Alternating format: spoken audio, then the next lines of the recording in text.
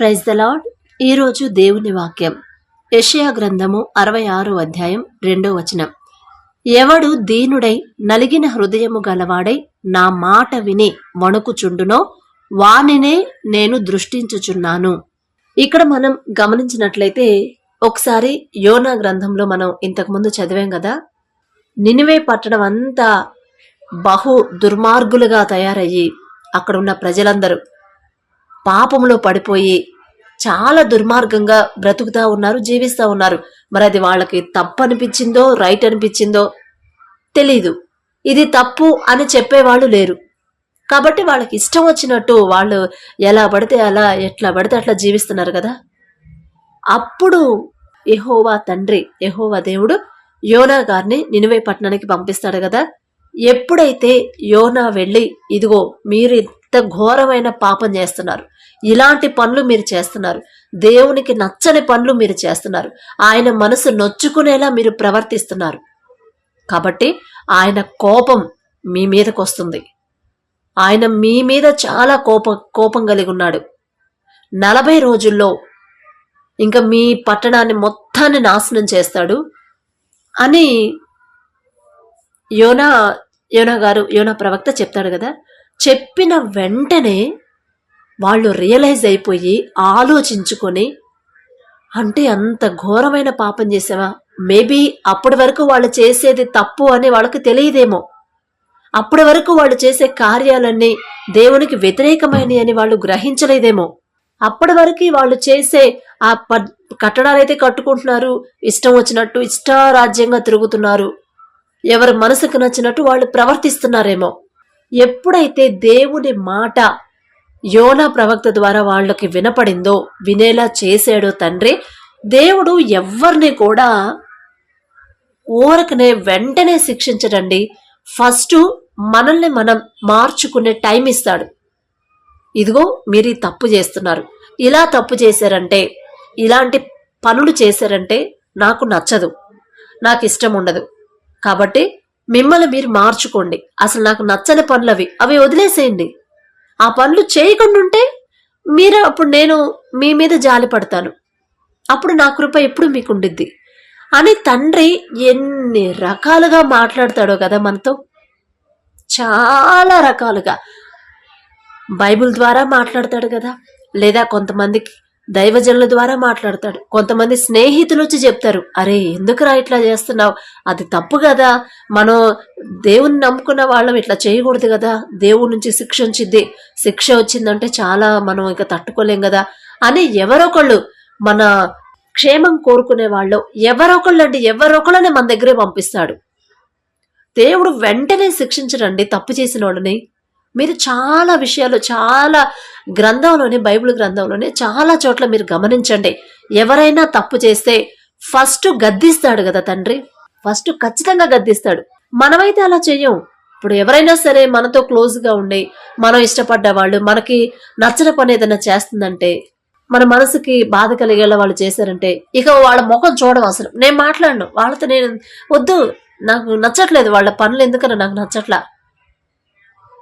అంటాం గాని వెళ్ళి, ఇదిగో అరే నువ్వు ఇట్లా చేస్తున్నావురా, మరి ఇలాంటి పనులు చేస్తున్నావు, ఇదిగో బైబిల్లో మరి అలాంటి పనులు చేసిన వాళ్ళు బైబిల్లో చాలా మంది ఉన్నారు, అలా చేసినందుకు దేవుడు వాళ్ళకి ఎలాంటి శిక్ష వేశాడో తెలుసా, ఇదిగో చూడు ఇలాంటి శిక్ష వేశాడు, నాకు తెలిసిన వాళ్ళు కూడా చాలా మంది ఇలాంటి పనులు చేస్తే దేవుడు వాళ్ళకి శిక్ష వేశాడురా, నిజంగా ఆ పనులు చెయ్యొద్దు, ఎందుకంటే ఇది నిన్ను నువ్వు మార్చుకోమని ఎందుకు చెప్తున్నానంటే, నువ్వంటే నాకు ఇష్టం, నీ మీద నాకు ప్రేమ ఉంది, నిన్ను దేవుని శిక్ష నీ మీదకి రావడం నాకు ఇష్టం లేదు, అందుకని నేను చెప్తున్నాను అని ఎవరన్నా చెప్తారా?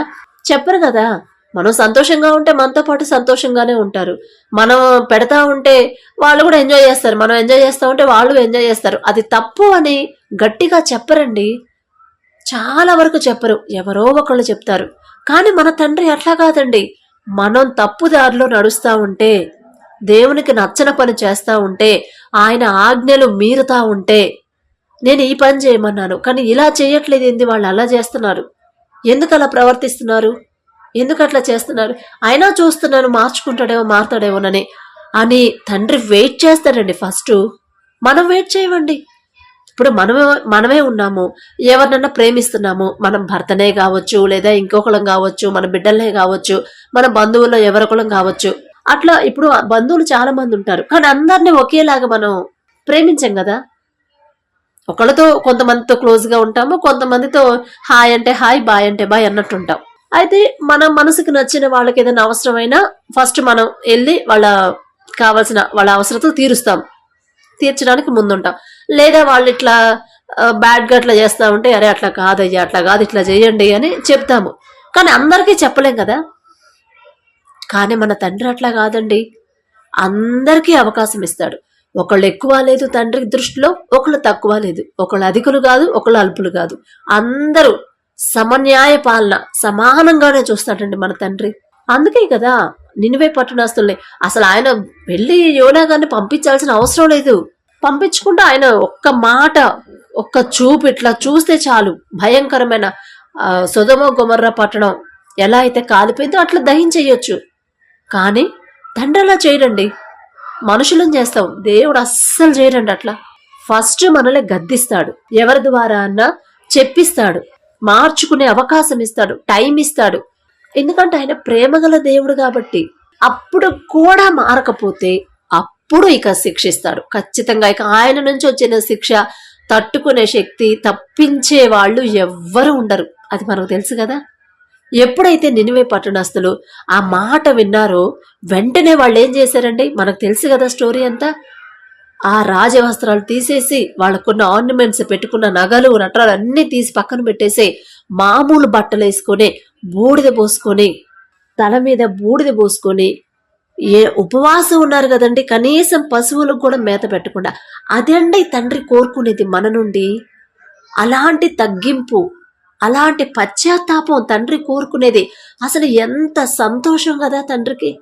ఏ ఒక్కరూ నశించిపోవడం తండ్రికి ఇష్టం లేదు. అందుకే కదా జలప్రళయం పంపించే ముందు నోవహు అడుగుతాడు కదా, కనీసం 5 ఉన్నా కూడా ఈ భూమిని నాశనం చేయకుండా ఉంచుతావయ్యా అంటే, సరే నీ ఇష్టం నోవహు, 5 నీతిమంతులు ఉన్నా కూడా ఈ భూమి నాశనం చేయను అంటే ఆయనకు తెలుసు కదా, లేరు అని ఆయనకు తెలుసు కాబట్టే కదా.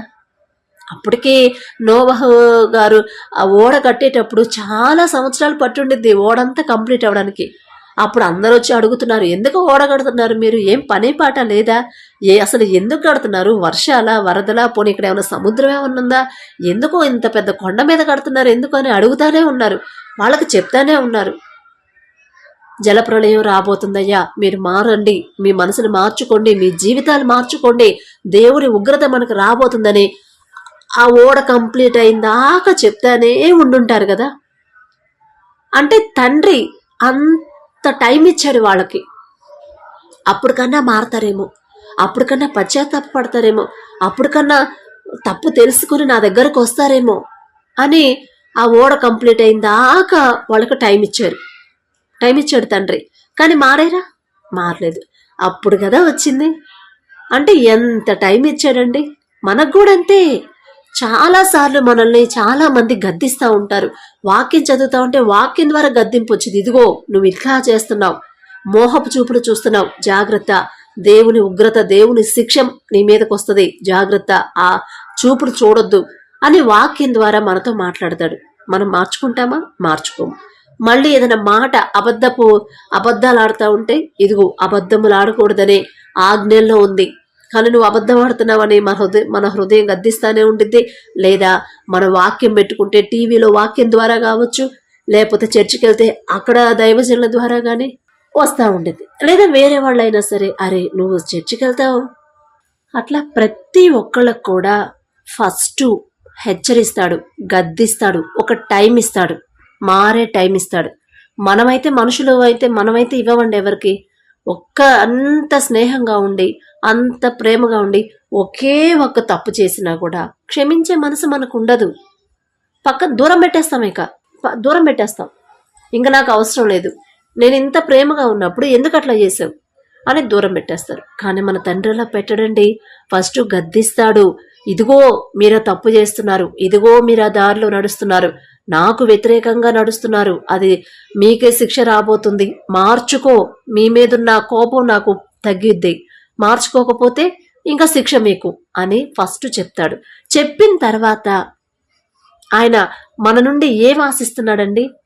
ఆయన మనల్ని గద్దించిన తర్వాత మనకి ఈ పనులు చేస్తున్నారు, మీరు మార్చుకోండి, ఇలా నాకు వ్యతిరేకంగా జీవిస్తున్నారు, అది కరెక్ట్ కాదు, నాకు నచ్చదు అని చెప్తున్నాడు. చెప్పిన తర్వాత తండ్రి ఏం కోరుకుంటున్నాడు?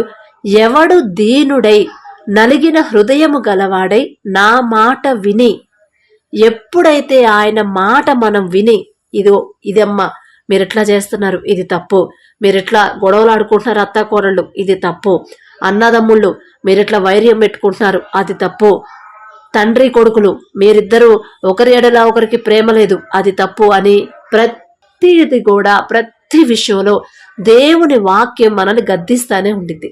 అప్పుడు తండ్రి కోరుకునేది ఏంది మన నుండి అంటే, ఎవడు దీనుడై నలిగిన హృదయము గలవాడై నా మాట విని వణుకుచుండునో వానినే నేను దృష్టించుచున్నాను.